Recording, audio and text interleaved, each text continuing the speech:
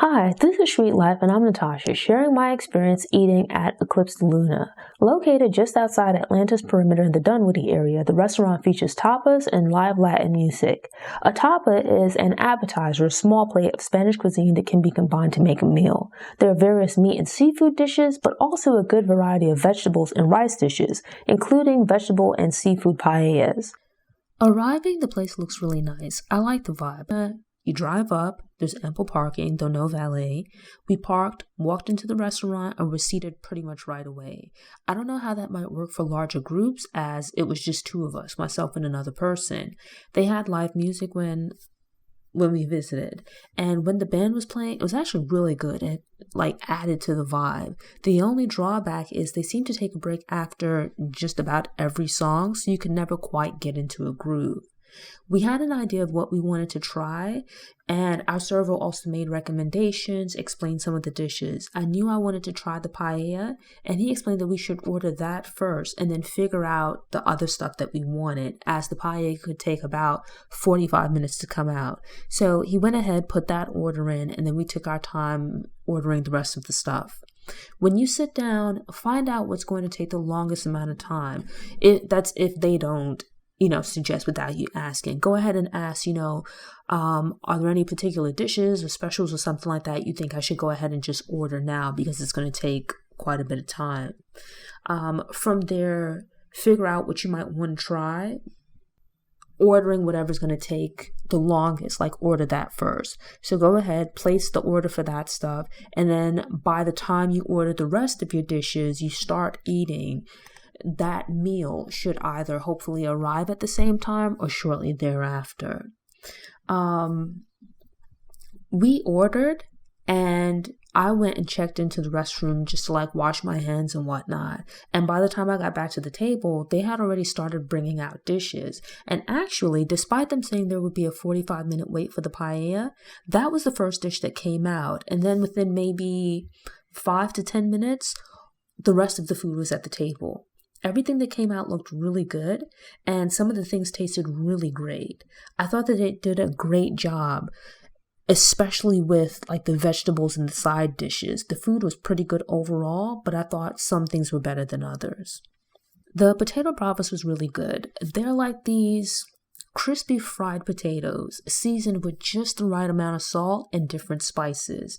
It was nice and savory, crispy on the outside, soft and tender on the inside, sort of like a fancy French fry, but cut into pretty big sized chunks. It came with a Romanesco sauce, which to me, it tasted and had the texture of mayonnaise. I'm not at all a mayonnaise fan, so I didn't like it. But if you're okay with mayonnaise, you might enjoy the sauce. I tried 1 or 2 pieces of the Romanesco, but ended up eating the potatoes on their own, and that was perfectly fine for me. I enjoyed the Mexican street corn. I'd previously had it at other places once or twice before, but it was served on the cob. In this case, it's off the cob, so it's more like corn kernels. And when you taste it, it has kind of a smoky and mildly sweet flavor. And then you have this bit of cotija cheese on top with spices and things like that. So it's a really nice blend of flavors. It's sweet, but not that overly cloying sweet flavor. It's if you think of when you have sweet summer corn, it's like that. And it was really good. So you have a little bit of savory from the cheese that's crumbled on top, and it's nice and rich and whatnot, but then you have this smoky, sweet flavor from the corn. We ordered the seafood paella, which was okay, but I was actually a little bit disappointed in it because I felt you don't want the rice to be mushy, but I felt the rice could have used cooking a little bit more because it's some of the grains were a little bit hard. The seafood and things inside, the flavor was a bit uneven.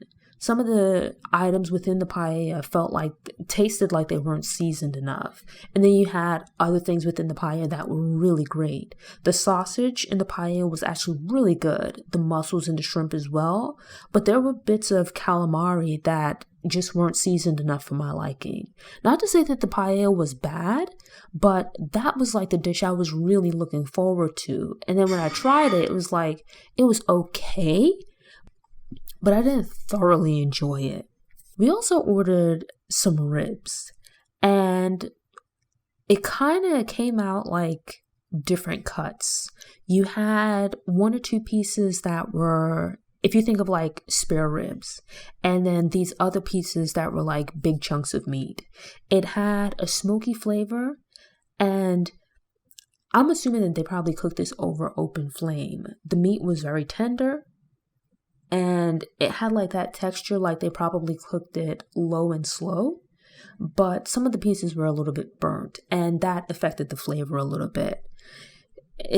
Another issue was that you got good flavor on the outside of the meat, like the part that would have been exposed to the flame, but on the thicker cuts of meat, especially when you like bit into it or cut into the meat and you get closer to the bone, like more away from the outside of the meat, it was tender, yes, but had less flavor. So the ribs that were thinly cut, those were like the best cuts, right? Those had the most flavor. The thicker pieces, it felt like it didn't marinate evenly. Some parts of it was very flavorful, and then other parts of it was like quite bland. Shrimp with garlic and calabrese pepper. The shrimp was cooked in a tomato-based sauce, but wasn't overly acidic.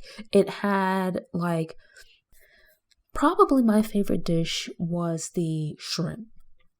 I like shrimp in general. I like seafood as a whole, but these were like pretty large shrimp served with the head on but shell off in a tomato type sauce. It wasn't overly spicy, but it had just a slight kick that you taste afterwards. Like you got a lot of flavor from it, right? Like if you think of like when you eat crawfish, right? Like you pinch the head and you pull out the tail and whatnot, but then you suck the head as well. That's kind of how it works here. Like you detach the body from the head, but like don't throw the head of it away. Like there's a lot of flavor in there. You mostly get the shrimp flavor, but there's like some other things that played there. The tomato sauce wasn't overly acidic. The entire dish had like a nice spicy kick, a warm smoky flavor that I enjoyed. It was cooked just right, and it has like a nice creamy texture. So to be clear, while you got like a nice shrimp flavor, it wasn't fishy. It had like a really clean flavor. You taste the shrimp, but it actually goes really well with the sauce. I'm a big cheese fan and ordered the shrimp and cheese fondue type dip that comes with ciabatta bread. I was surprised that it turned out to be my least favorite dish. The shrimp was actually pretty good, but slightly too salty. I'm a big cheese fan, but just did not like this dish. Part of the problem might have been the texture, but I think the bigger issue was there was something about the flavor that was off-putting. There was a strong underlying flavor that I couldn't identify and just didn't like. I actually really enjoyed the shrimp that was in it, but the cheese fondue dip thing just wasn't for me. But there was just this overpowering underlying flavor that I couldn't quite identify and I did not like. I don't know if it was like garlic, which I'm not sure because I'm usually not really bothered by garlic, but there was just some like underlying flavor to it that I just did not like and just really ruined the dish for me. So overall, I liked the food. I thought it was okay, not the greatest, but I think there's enough dishes that I tried where it makes a restaurant worth checking out. And then even like we ordered quite a few things, but there were other things that looked really good that we didn't get around to trying just because we got full. I think Eclipse di Luna is definitely worth checking out. It's a nice little spot to visit. I think certainly you could go by yourself, that's fine, but I think you'd have more fun. You'd get a better feel for the place if you go with at least one other person, and maybe even with like a decent sized group, taking into consideration who you take with you because you have to share these plates, so you don't want like anyone gross, right? And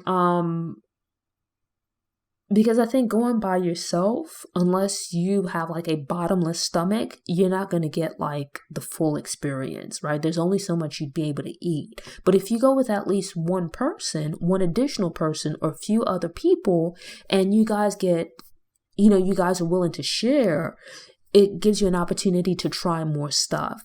And so with that, I think it's a nice space for like a girls' outing or even like a nice date spot just to try something new and different.